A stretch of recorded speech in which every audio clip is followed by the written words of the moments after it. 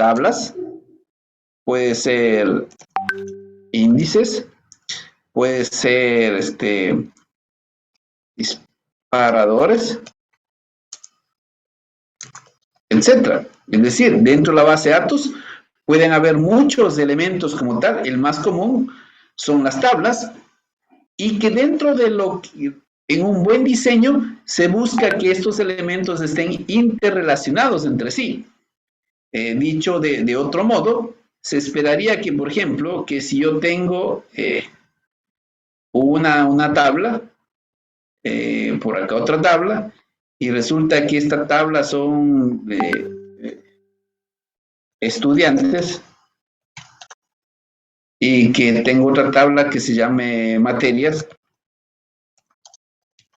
de alguna forma se esperaría que esa, entre comillas, dependencia, pues esté asociada, que esta de acá esté asociada con esta de acá, de alguna forma.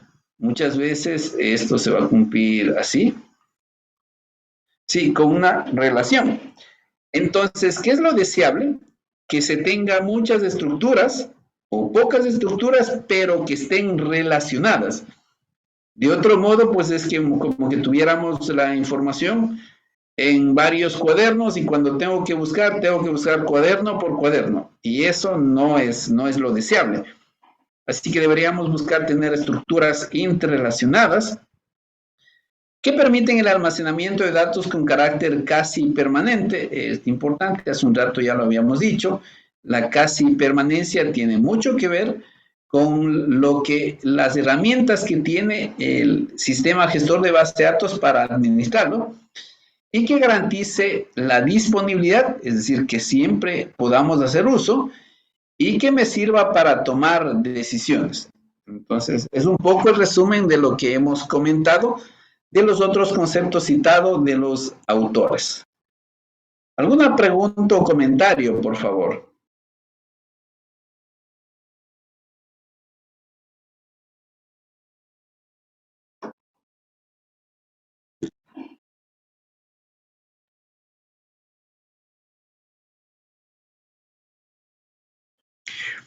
Entonces, aquí les he puesto, por ejemplo, una lámina en donde podemos ver el símil que existe entre un armario y una base de datos. Pues en ambos casos, pues la base de datos tiene tablas que se van guardando en los diferentes archivos, o sea, manera de archivador. Si usted se fija, pues en algo esta base de datos se parece mucho a este armario que está aquí, porque si se fija está todo muy ordenado, todo en su lugar. Pues esto pretende hacer lo mismo, ubicar en diferentes gavetas, todo muy organizado.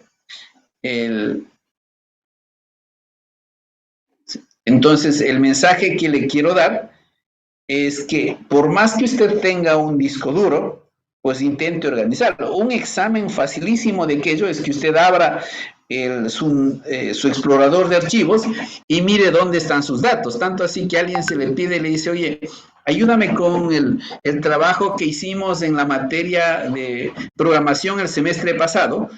Y si usted tiene todo desorganizado, pues se va a tardar mucho. A ver, en esencia, Excel es una base de datos, o la podemos utilizar como una base de datos, porque tiene filas y columnas, entonces puedo guardar. El pequeño detalle es que Excel permite guardar los datos, pero su gestión no es tan funcional como los motores de base de datos que tienen, por ejemplo, un lenguaje propio para consulta, como lo es, por ejemplo, el SQL. Entonces, de hecho, si utilizando la herramienta VisualNet, por ejemplo, han escuchado visualstudio.net, o utilizando Java, podemos utilizar las hojas de cálculo de Excel que tienen datos y poder realizar uso desde esa aplicación. Entonces, sí se la puede tratar como una base de datos, pero no reúne todas las características que antes hemos anotado. Por ejemplo, cómo me garantiza la concurrencia, cómo me garantiza los respaldos, cómo yo puedo restaurar. Es decir, entonces queda muy por afuera de lo que es un motor de base de datos, Más sin embargo lo puedo utilizar. De hecho, cuando usted mira programación, una de lo primero que aprende usted a gestionar son los archivos, los files. Crea un archivo de texto en el disco duro, pues que contiene datos y ahí va guardando información. Entonces, en principio, el concepto de base de datos es claro. Es un lugar donde yo guardo datos y que más adelante puedo hacer uso de aquellos. Entonces, si yo en Excel puedo guardar mis datos, sí. Luego puedo hacer uso, sí. En esencia, pues lo puedo tratar como una base de datos. Acá la limitante es que la herramienta no tiene todo lo que un motor de base de datos corporativo tiene y puede hacer. Entonces, ahí marcamos un poco la diferencia. De hecho, no sé si ustedes han utilizado Access, por ejemplo. ¿Alguien ha utilizado Access?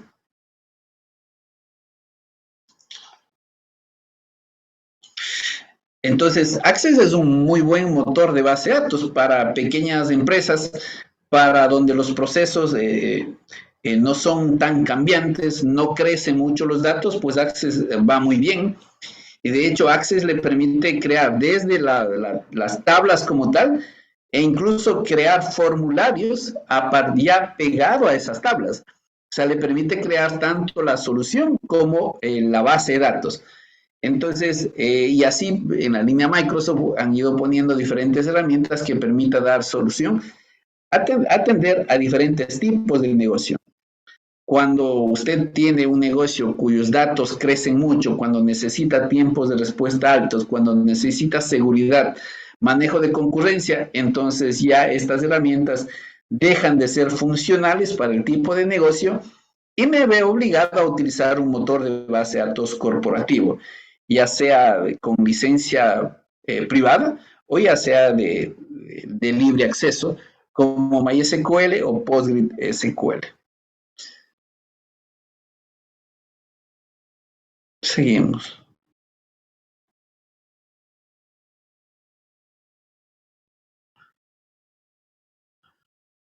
Entonces, en esencia, el sistema de base de datos es básicamente un sistema computarizado que permite llevar registros, básicamente en filas y columnas. Los usuarios del sistema pueden realizar una variedad de operaciones. Entre ellos se puede agregar nuevos archivos a la base de datos. Utiliza una función como create, y usted aquí, por ejemplo, cuando se utiliza SQL, puede hacer un create table, create view, create trigger, create procedura, create function.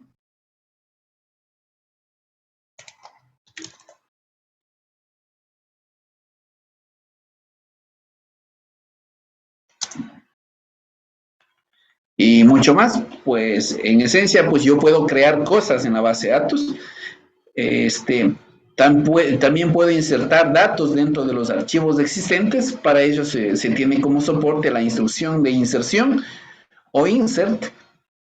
También puedo recuperar los archivos existentes a través de una instrucción tales como la selección o el select, que son select es uno de los operadores más complejos de aprender si es que yo no tengo claro la forma como están organizados los datos. Es casi que como que usted envía a buscar algo en su gaveta cuando solo usted sabe cómo estaba organizado. Entonces, aquí, ¿cuál es el tema? Que seamos capaces de construir una base de datos sin que esté personalizado para su creador, sino que sea un sistema de base de datos lo suficientemente claro y normalizado como para que cualquier usuario que conoce de diseño de base de datos pueda administrarlos. Entonces, se puede recuperar datos utilizando la instrucción de selección, por ejemplo.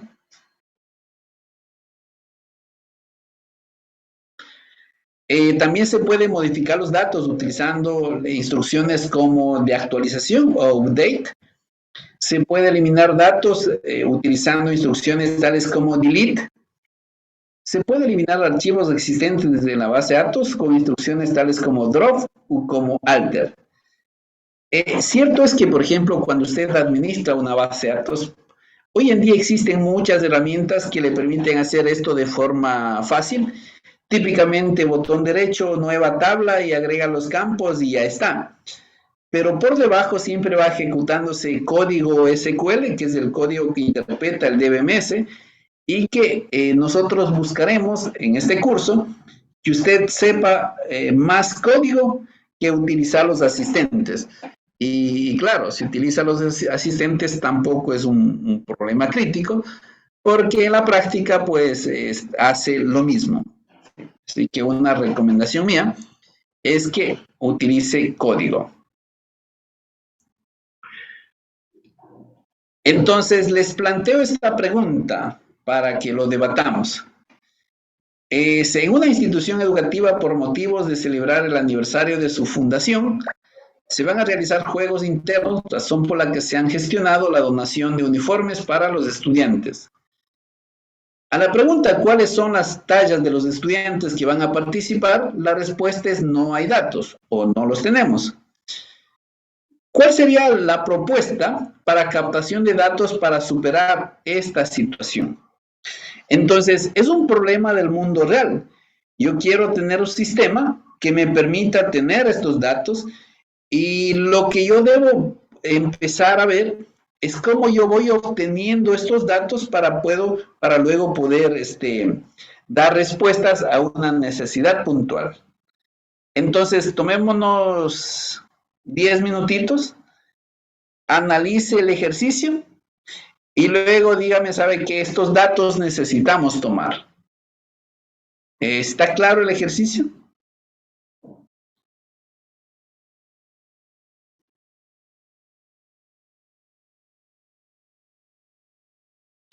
Bien, adelante. Entonces, permítame. Recording stopped.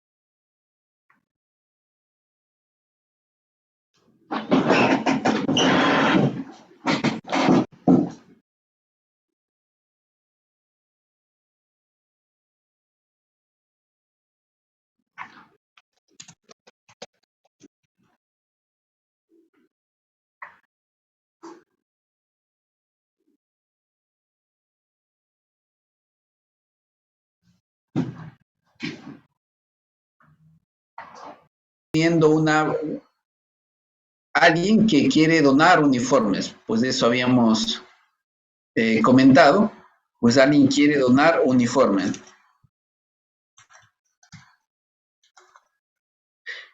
Lo que está sucediendo aquí es que alguien está pidiendo datos. ¿Sí? Entonces se requieren tener datos. Entonces, mientras el que quiere donar pide datos a la empresa, pues la empresa no tiene. Entonces, el trabajo de un diseñador de base de datos es tratar de que la empresa tenga los datos. Y claro, lo que ustedes proponen es perfectamente válido y plantean cosas como, y si empezamos a pedir, por ejemplo, tallas, nombres, sexo, peso, eh, no sé, apodo, etcétera. Él empieza a pedir muchas cosas y entonces eso que usted va pidiendo es el insumo especial que tiene la empresa para proveer los datos. Entonces, la idea es que nosotros vayamos pensando en características que, o también campos que son necesarios para poder describir un objeto. El objeto, en este caso, el objeto de estudio para nuestro caso, son las personas o los estudiantes, por ejemplo. Y si el objeto de estudio son los estudiantes, debemos pensar en qué características son necesarias tener de estos estudiantes y que de pronto las características que ahorita recojo me sirven para cumplir con este propósito de que pedir la donación de uniformes. Pero si yo me planteo resolver una solución un poco más grande, debería tener suficientes datos como para poder cubrir más el negocio. Claro, no se trata de pedir por pedir, porque también pudiese yo pedir, por ejemplo, la cuenta de Facebook, la cuenta de Instagram, la cuenta de TikTok, etcétera. Puedo yo pedir tantos datos como quisiera. El tema es saber si el dato que yo estoy pidiendo me sirve para los intereses de la organización. Por eso es que, por ejemplo, cuando se diseña un sistema de base de datos, pues no existe una solución única, porque lo que ve el compañero Luis, pues es diferente a lo que ve el compañero Carlos o la compañera Melanie. Son diferentes formas de ver el negocio y los datos que pide uno no necesariamente son igual a los otros. Sin embargo, el aporte que ustedes han hecho, pues está muy bien. Lo que estamos pidiendo es datos que permita identificar a los estudiantes y luego esos datos poder dar a quien busca donar los uniformes. Ahora, llevarlo a esto a un ejercicio real de diseño de base de datos, pues implica que este ejercicio sea un poco más amplio. Pero en la vida real, pues este término lo utilizo mucho, en la vida real, este ejercicio está tan bien desarrollado que lo que me toca a mí es averiguar. Entonces, cuando usted en algún momento quiere diseñar un sistema, pues en la tienda de su barrio y alguien le dice, oiga, joven, usted estudia sistemas, ayúdeme a diseñar un sistema. Y usted le pregunta, ¿y para qué quiere el sistema? Es que quiero un sistema para que venda.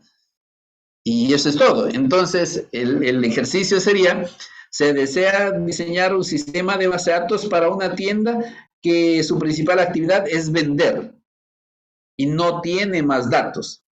Entonces, el trabajo del analista de sistemas es desarrollar o desagregar esa necesidad. Y esto usted lo va a ver un poco mejor en la asignatura ingeniería del software, tal vez, cuando debe haber una sección para especificación de requerimientos. Aquí más adelante veremos algo, cómo se hace, pero no necesariamente es suficientemente desarrollado como para tener los datos que representan las reglas del negocio. Entonces, bien, eso está bien lo que ustedes plantean. Debemos tener esos datos y partamos de identificar el problema, identificar los objetos, que más adelante veremos que estas son tablas, identificar las características de los objetos, que veremos que son campos, y en función de estos, con estos datos ya recopilados, proveer al tomador de decisiones para que haga lo que considere necesario. No sé si tiene alguna pregunta, por favor.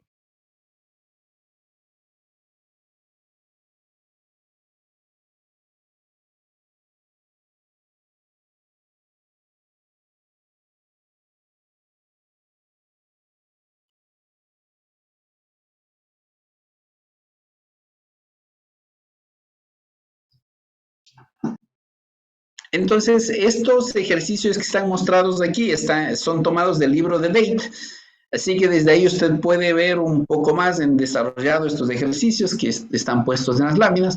Les recomiendo que lea Fundamentos de Sistemas de Base de Datos de Date, que está puesto en la bibliografía.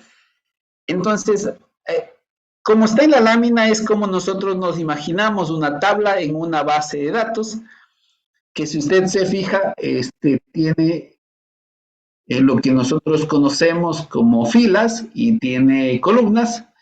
Las columnas tienen su nombre, pues todas estas son las columnas que tienen su nombre, y por el otro lado tenemos las filas, que son las que están hacia acá. Estas son las filas.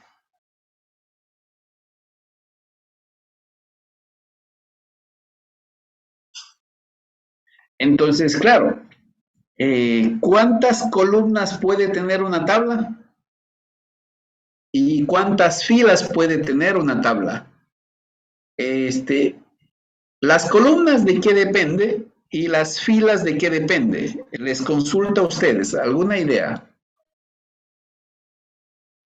Depende también de los requerimientos de la empresa, qué es lo que va a almacenar y cuántos datos o información vaya a pedir. ¿Ya?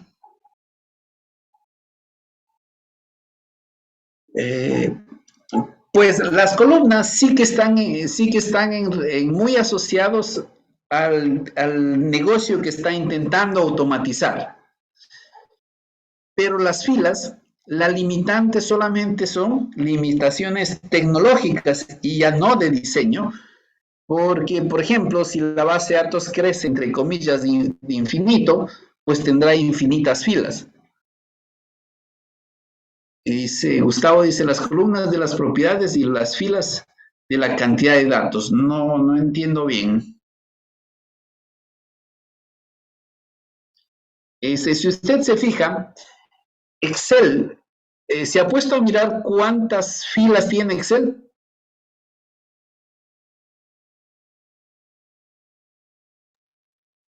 Infinitas, casi infinitas. Pues no, Excel tiene un número máximo de filas y no entra más. Entonces, primero el número de columnas vaya muy asociado al negocio, pero también, ojo, también tiene un límite. Pero claro, si es que tiene usted una tabla muy ancha, es decir, con muchas columnas, se entiende que es un mal diseño de base de datos. No puede tener una tabla tan ancha porque rompe todo principio de normalización. Esto veremos más adelante. Por lo tanto, analizar cuántas columnas puedo tener, pues casi que no viene al caso, sino más bien es claro que tiene el número de columnas suficiente y que satisface la regla del negocio. Ahora, pero en el tema de las filas, la limitante solamente es tecnológica. Si el tamaño de la tabla, pues lo establece el motor de base de datos, pues usted puede saber tranquilamente cuántas filas acepta su motor.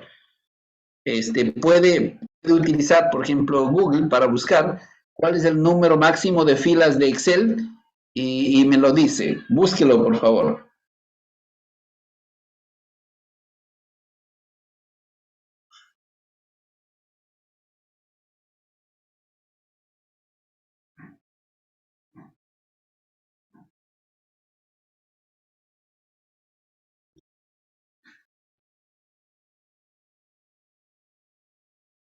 A 65.536. Entonces, eso significa que si tiene una fila más, pues ya no funcionará, ¿no es cierto? Entonces, estamos hablando de limitaciones tecnológicas. ¿Sí? Entonces, de todas formas, ¿qué es lo que interesa que tenga claro? Que las bases de datos relacionales guardan los datos en forma de tabla, en donde tenemos columnas, que son los nombres de los campos que ponemos, y las filas, que son los datos que están guardados ahí y que están asociados acá y que representan o describen un objeto. En esta tabla, que representa el archivo Cava, de los vinos, vemos que existe un número de nicho, el nombre del vino, el productor del vino, el año del vino, la cantidad de botellas y cuándo es que estuvo listo. Eso representa esta tabla. Entonces nosotros podemos ver cómo se comporta ya utilizando un motor de base de datos.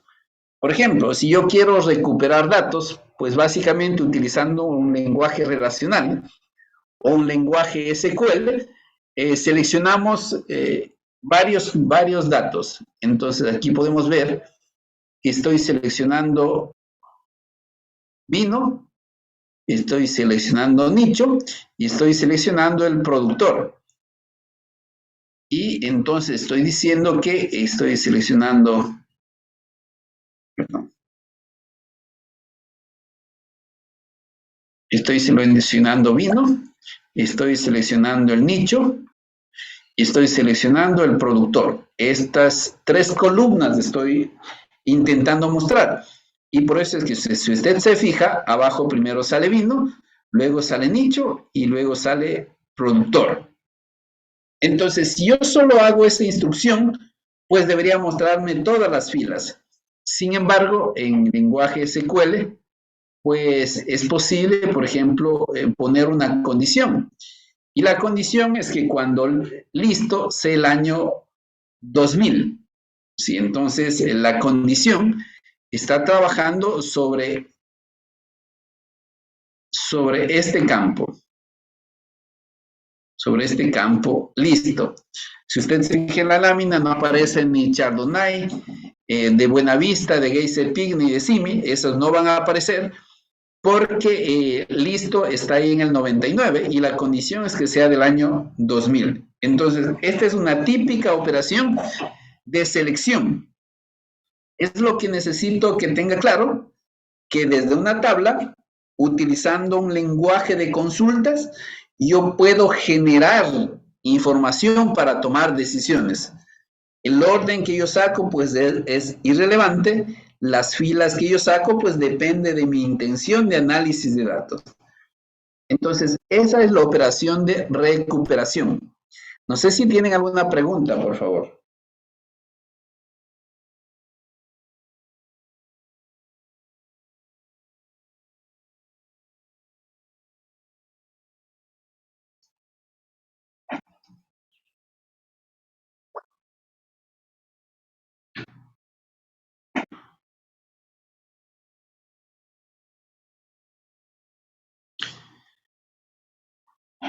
A ver, con Select se va a mostrar todo lo que usted quiera mostrar. Primero la consulta de selección en la parte, ya más adelante veremos esto, en la parte de arriba, luego de esta palabra usted tiene que poner los campos que quiere mostrar. Entonces, en principio solo quiere mostrar vino, nicho y productor. Pero si usted quisiera también mostrar el año, entonces debería poner coma, año. Entonces sale también el año. Entonces, lo que ve en la parte de arriba son las columnas que quiero mostrar. Y luego la instrucción le tiene este bloque en donde dice desde dónde está buscando. Y está buscando desde la tabla Cava, que es lo que está en la parte de aquí, que es una tabla de archivo Cava. Y cuando yo tengo una necesidad de filtrar los datos, entonces yo puedo decir, pero cuando se cumpla esta condición, entonces la condición, el where, lo que hace es limitar el número de filas. Y mientras que en la parte del select, yo lo que hago es poner qué columnas quiero mostrar. Entonces, así es como funciona esta instrucción. Ya cuando entremos a la práctica, pues seguramente absolverá alguna de las dudas. Volviendo a la misma tabla, pues miremos ahora la otra instrucción. Si yo quiero ingresar nuevos datos, pues la instrucción es de inserción y sigue el mismo principio. Voy a insertar en mi archivo que se llama Cava y hago exactamente lo mismo.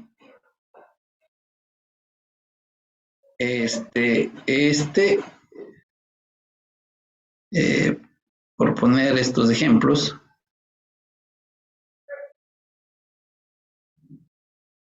Entonces, nicho es esto acá. esto acá, esto acá, año acá, y esto va acá. Entonces, se entiende que si yo quiero agregar estos datos en nicho, pues de alguna forma aquí se va a poner un 53. Lo voy a poner acá. Acá debería venir el 53.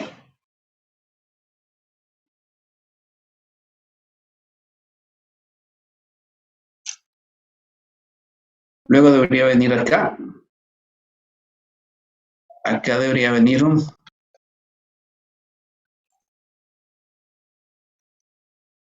un Pinot Noir, que este es el vino. Luego viene el productor. El productor dice que es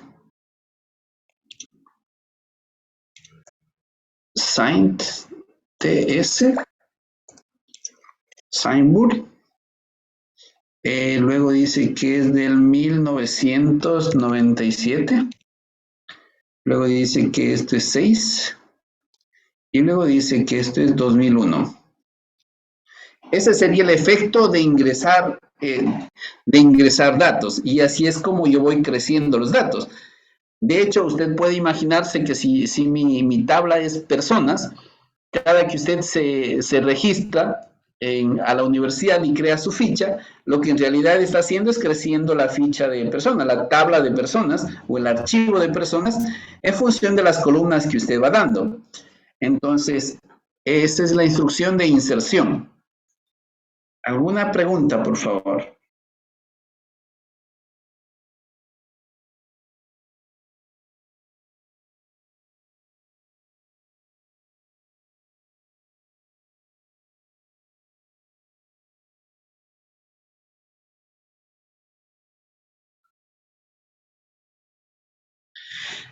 También se puede actualizar, les decía hace un momento, si yo quiero actualizar, pues es importante decir qué quiero actualizar.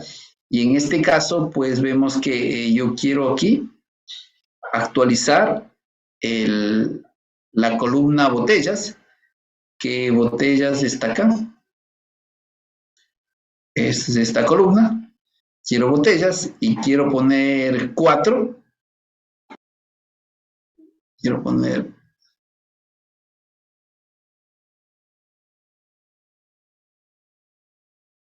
Ojo, aquí dice que botellas quiere ser 4. Cuando el nicho es el número 3. Cuando el nicho es el número 3. Entonces, ¿dónde está el nicho? Entonces, claro, aquí no se ve toda la tabla, pero se entendería que es este. Este es el registro que se afecta. Sí. Entonces, aquí donde esté el valor que estaba para las botellas, pues tiene que reemplazarse.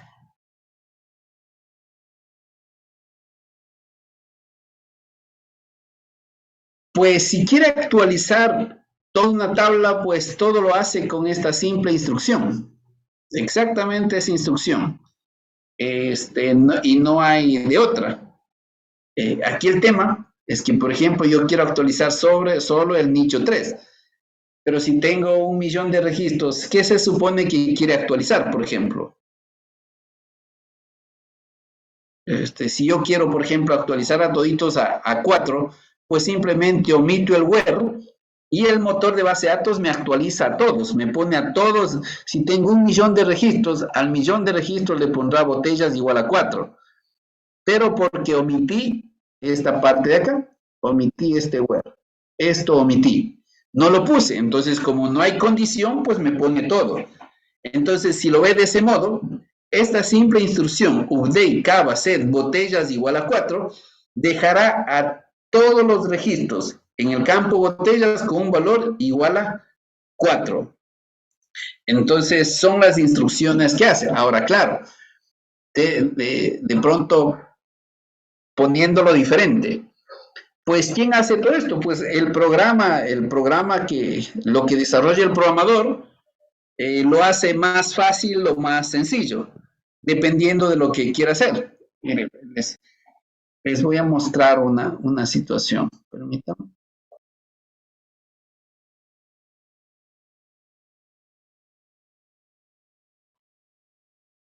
Permítanme un momento.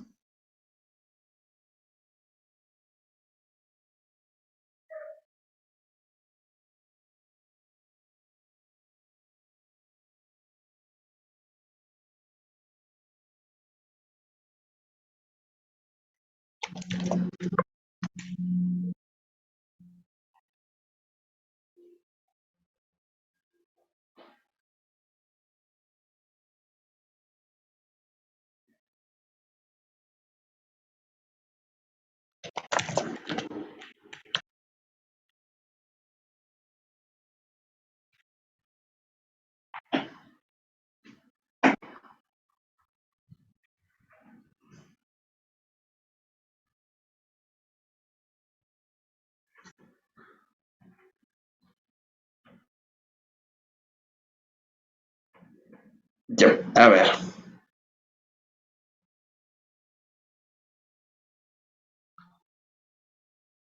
Ya, están viendo un sistema, ¿no?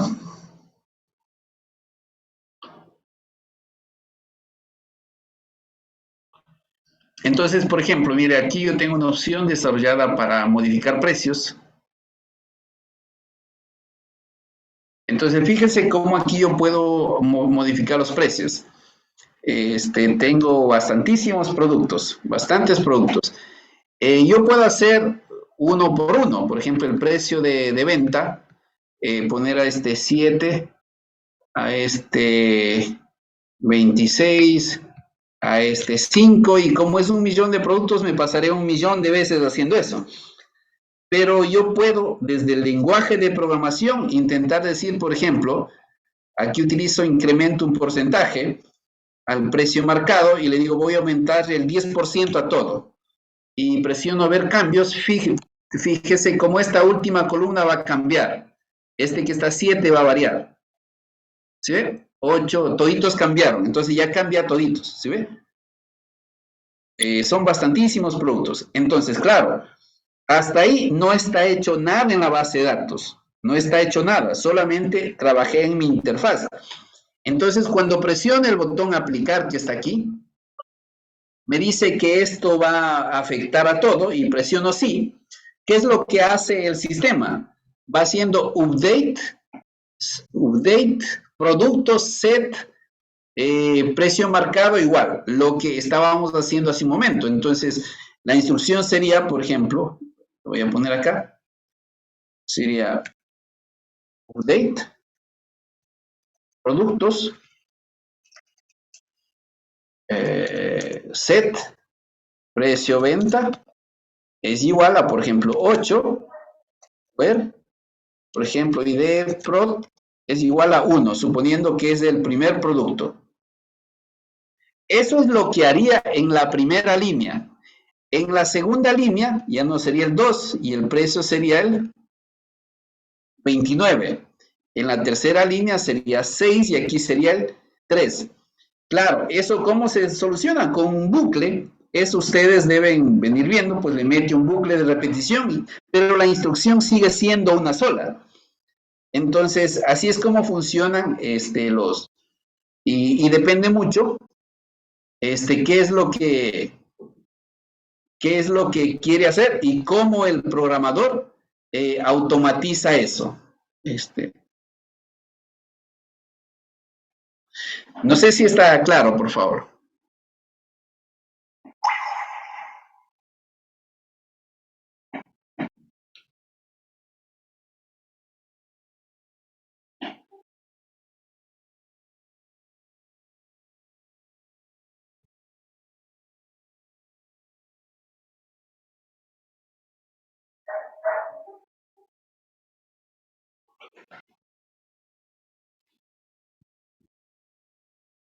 Ok, seguimos. Entonces, la siguiente instrucción, pues es la de eliminación. Pues de forma similar a lo que quiere borrar, aquí es importante que mientras esta instrucción, permítame, Mientras esta instrucción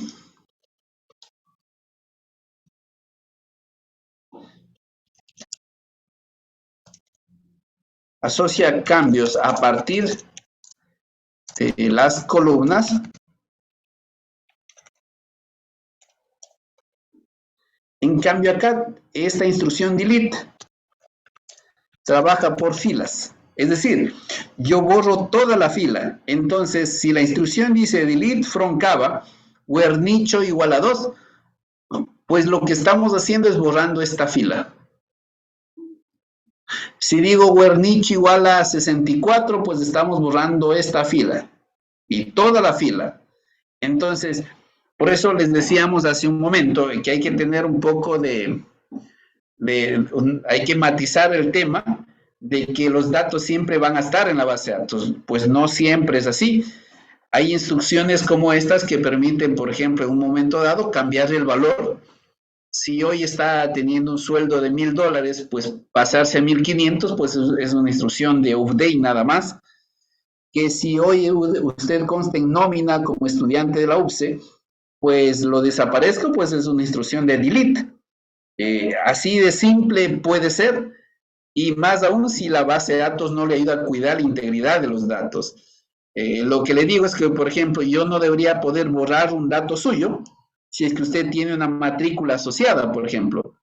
Pero si es que el motor de base de datos no cuida esos detalles, pues entonces es un problema. No sé si tienen alguna pregunta, por favor.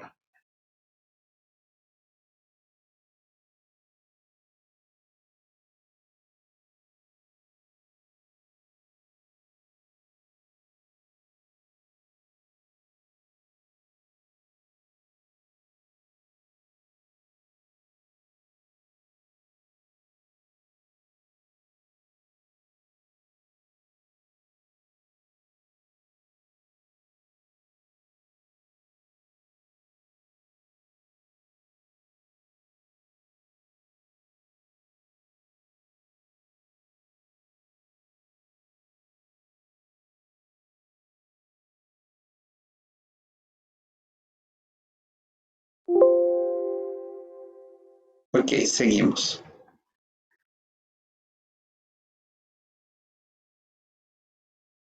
Bien, entonces, vamos a ver el siguiente tema, la arquitectura de base de datos. Y tomando en cuenta que lo que nosotros buscamos es cómo se guardan los datos en la base de datos, pues también es importante conocer que las bases de datos tienen su arquitectura y que básicamente está separada por 3 niveles: el nivel externo, el conceptual y el nivel interno. En términos muy prácticos, una cosa es cómo veo yo como usuario los datos y otra cosa cómo ve el DBMS a esos datos. Para mí la edad es un número. A nivel conceptual, de pronto es un entero, y a nivel físico es un código hexadecimal o decimal o numérico en función del motor de base de datos. Entonces, miremos un poco esta lámina de acá. Analízalo a ver si tiene claro el ejercicio. Revise, mire la lámina y comentamos.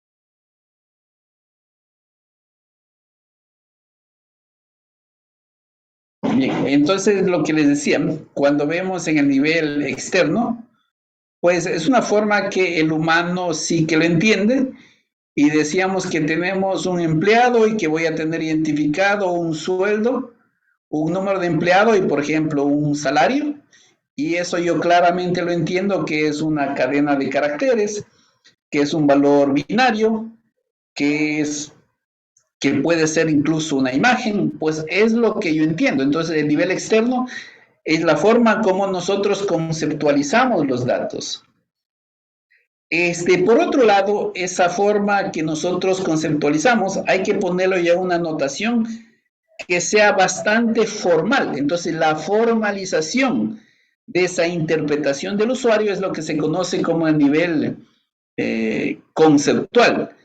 Entonces, si bien es cierto, pues yo digo que esto es una variable de caracteres, pues ya lo defino que es un carácter y que el tamaño es de 6, que el número de departamento es un carácter, que es de 4, que el salario es un numérico y que es un número de máximo 5.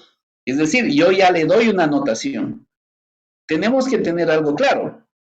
Esta interpretación en este bloque, pues puede ser diferente entre diferentes usuarios. Es decir, usted como diseñador puede tener una conceptualización y su compañero que también diseña el mismo problema puede tener otra conceptualización. Más sin embargo, cuando usted decide unificar esta notación, entonces es cuando viene el proceso de conceptualización. Es decir, unifica el criterio y lo define ya algo que es muy entendible para los diseñadores de base de datos. Y claro, esto tiene que irse a la base de datos a través del motor de base de datos y entonces se sabe que el empleado número pues es un espacio de 20 bytes para lograr almacenarlo. Se sabe que el número de empleado también tiene 6 bytes y que tiene offset 6 y que tiene index. Es decir, estas definiciones ya son lo que físicamente el motor de base de datos lo hace. Ahora, si a nosotros es de especial interés entender este tipo de almacenamiento, y un poco por la experiencia en mi trabajo, pues diría que casi que no. Casi que no, porque los motores de base de datos son los que me están estableciendo los tipos de datos compatibles que yo puedo utilizar en la herramienta. Ejemplo, pues si quiero flotante de precisión, en SQL Server utilizo un numeric de alta precisión. Si quiero una variable de caracteres, pues en SQL utilizo un varchar. Entonces, en cada motor de base de datos me dice el tipo de datos. Pero lo que sí debo tener claro es que cuando yo estoy en la parte conceptual, la interpretación debe ser genérica, de tal forma que sea fácilmente legible para un diseñador, muy al margen de que en el esquema interno podré tener muchas dificultades para entender. Entonces, lo que les decía acá, que el nivel externo tiene que ver con la forma en que los usuarios individuales ven los datos. El nivel conceptual es un nivel de indirección entre los otros dos, es decir, intentar que la notación sea muy entendible y muy estandarizada ya. Y el nivel interno tiene que ver con la forma en que los datos están almacenados físicamente.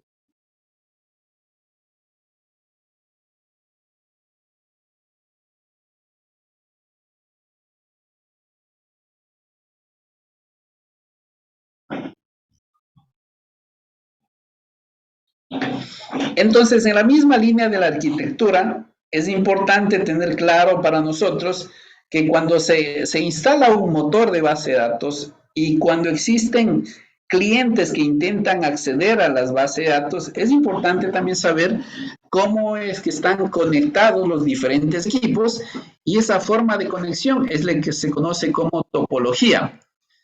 Básicamente, una de las principales topologías que se utiliza en el medio es la topología en estrella, que es esta de acá.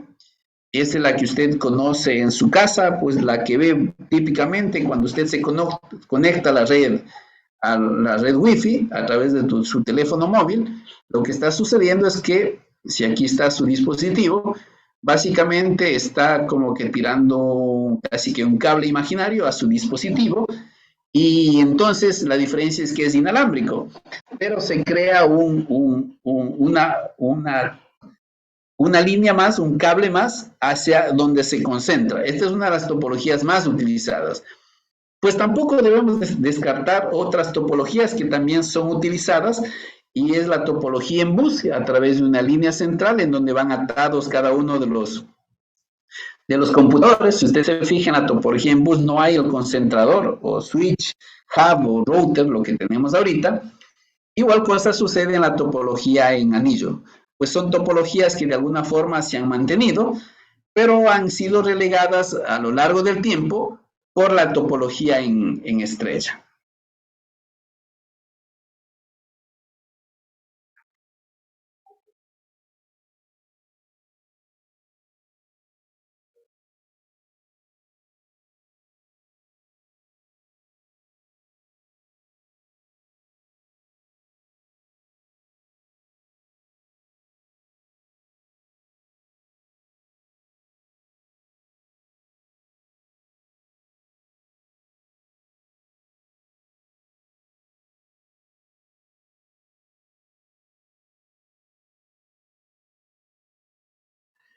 Entonces, de lo que hemos venido comentando, pues los sistemas de información que combinan personas, software, hardware o datos, pues deben ser instalados o configurados en ambientes reales de trabajo, y existen varias opciones para lograr hacerlo ello. Y estas arquitecturas pues son básicamente tres: arquitectura centralizada, cliente-servidor y distribuida. En la guía de estudios pues, usted puede ver algo más acerca de las ventajas y desventajas. Aquí vamos a comentar brevemente este tema.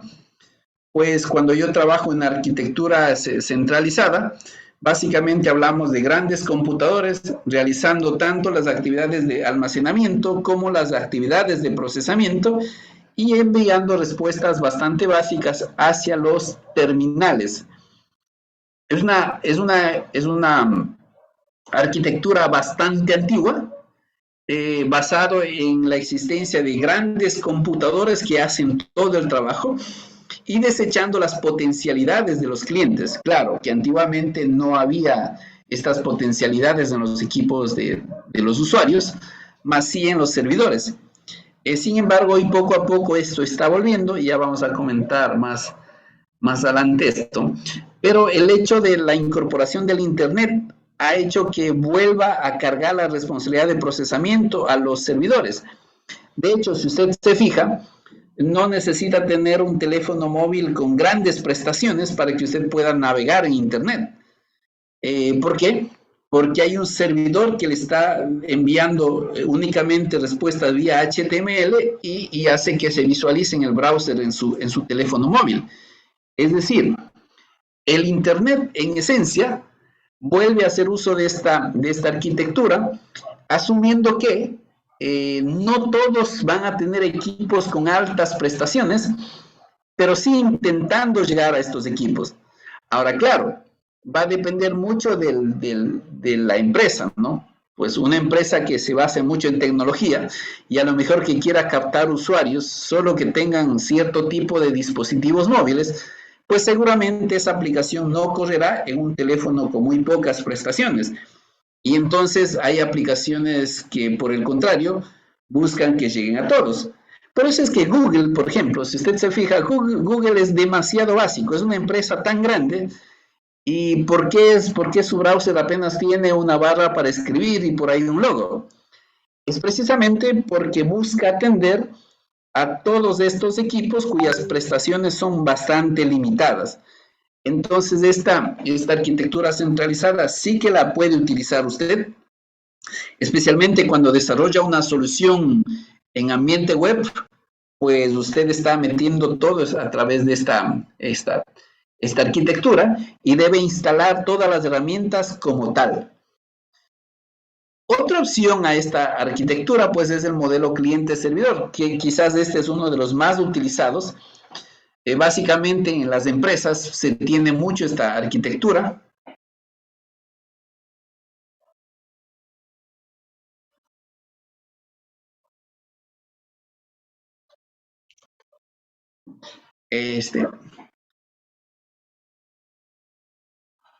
Básicamente la mayoría de empresas tienen este tipo de arquitecturas en donde tenemos un servidor que tiene los datos y que los clientes acceden a solicitar esos datos, pero son los clientes los que se encargan de realizar toda la gestión del lado del cliente. Existen algunas combinaciones de aquello que lo convierte en un modelo algo híbrido, pero en la práctica los datos están en el servidor y las aplicaciones están en el lado del cliente.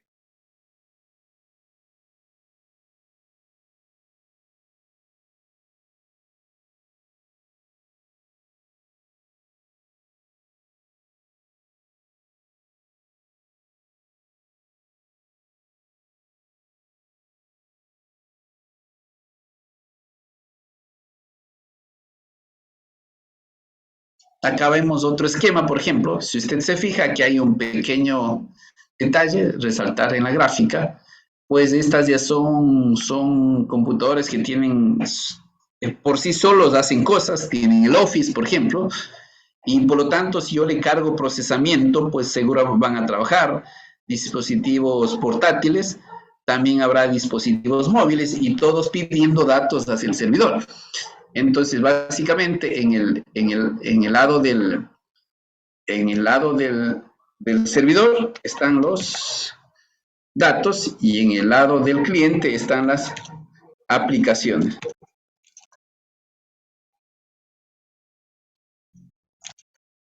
Básicamente porque se asume que se tiene terminales con capacidad de procesamiento.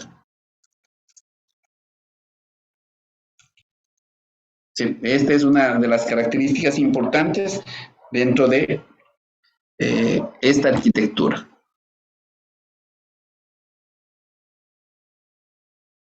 Acá vemos también otro esquema de una arquitectura cliente-servidor, en donde les decía que las aplicaciones web pues son importantes.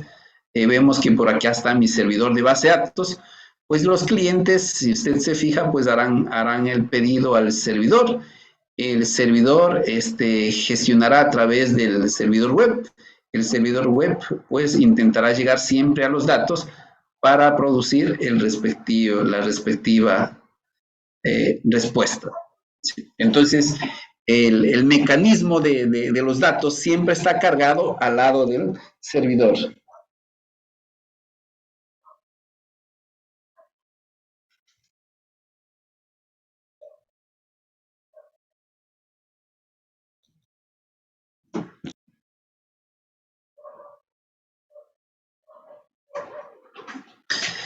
Y otra de las arquitecturas más complejas es la arquitectura distribuida.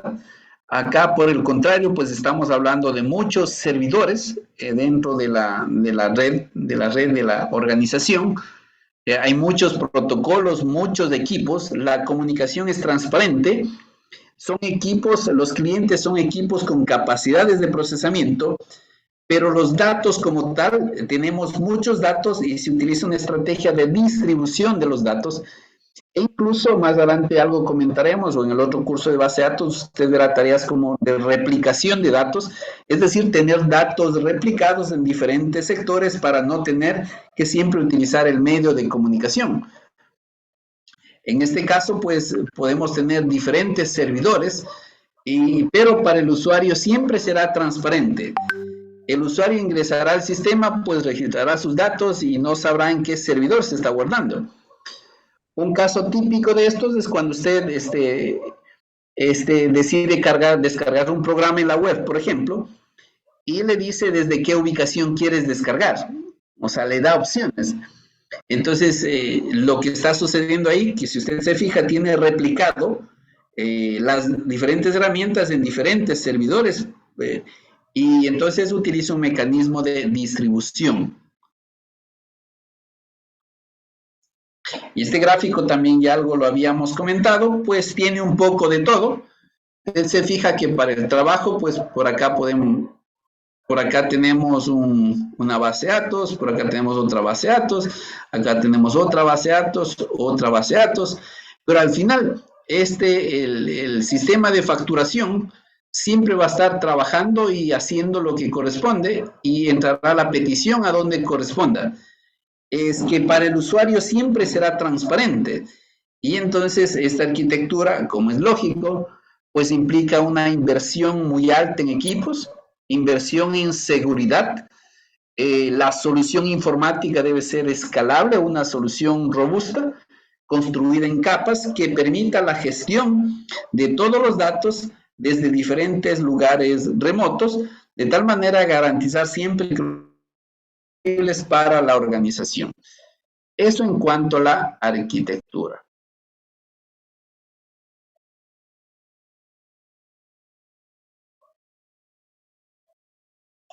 Dice, cuando ejecutan un servidor dentro de un servidor como un Docker. Pues en este caso no es un servidor dentro de un servidor. Especialmente en el tema de datos, pues los datos están en servidores que son dedicados. Que lo más cercano a decir es que se pueden virtualizar servidores. Entonces tenemos un servidor físico y dentro del servidor físico podemos tener otros virtualizados, otros servidores. Entonces es lo más cercano, pero en la práctica son servidores de datos que están siempre separados. Sí debemos distinguir un poco entre lo que nosotros podemos tener, podemos visualizar para otro tipo de soluciones que no sea de base de datos. Acá es muy puntual. Recuerde que en la definición, pues los datos se cuidan, los datos son un activo de la organización y debo tener siempre al alcance. Entonces, no es un servidor dentro de otro servidor, es un servidor de base de datos a los que accedo de alguna forma y en una arquitectura distribuida, pues los datos están en diferentes lugares, ya sea geográficamente diferentes, pero que actúa de forma transparente para el usuario.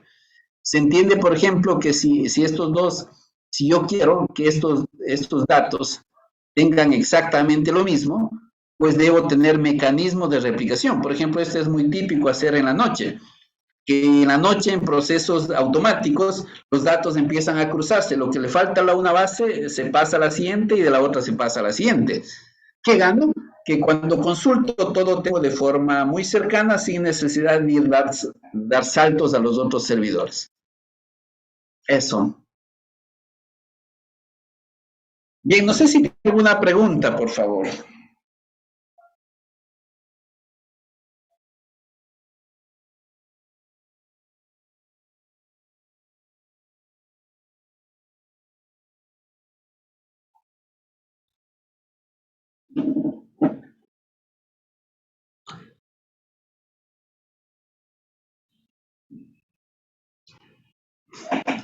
Ok, bueno, entonces, para ir terminando, pues hemos estado revisando ahora un marco teórico que es bastante básico acerca de cómo se conciben los sistemas de información. A partir de la próxima semana se van a activar las actividades que están planteadas en la guía de estudio, así que eso es lo que tiene que ir resolviendo. Pues si no tiene alguna otra inquietud, pues ahí terminamos esta sesión y nos veremos en la siguiente clase.